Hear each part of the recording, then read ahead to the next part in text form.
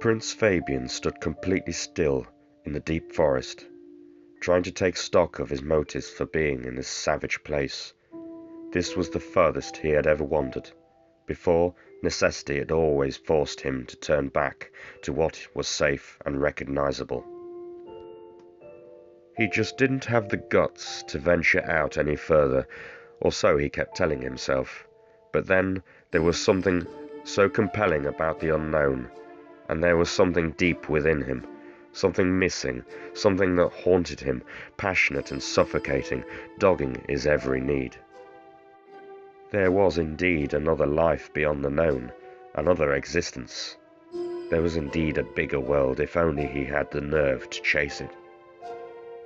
That provincial life had conjured more questions than answers. Here, amidst the trees and the lonely silence, he felt one question repeating in his mind. What was he doing here? What reason did he have to come all this way and risk the unknown? Was it for the quiet? Was it for the solitude? No.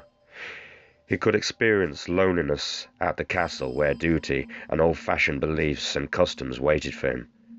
Why then? There was only one answer. He had stirrings more primal than he cared to admit. It was as if another being, another entity was inside him, clawing to get out. Through the silence he heard a faint cry. Snapping his head in the direction of the distant sound, he moved, fleet of foot.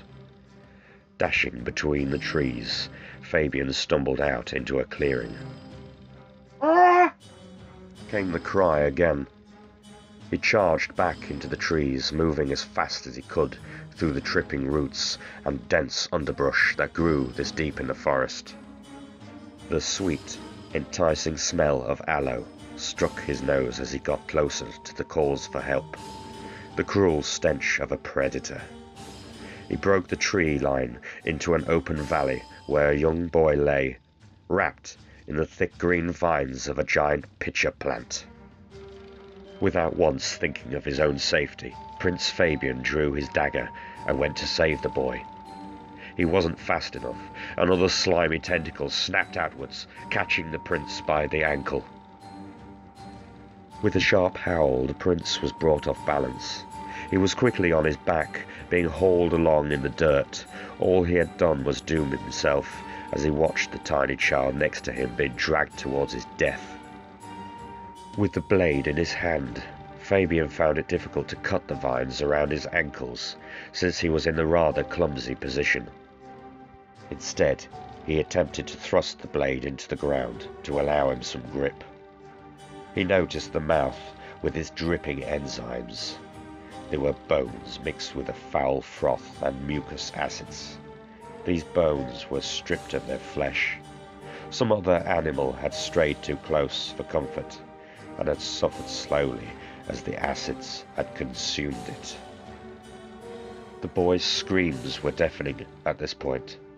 He tried grasping onto stones, grass, turf, anything that would appear rooted, but further he went, advancing towards the mouth that would strip him of his flesh.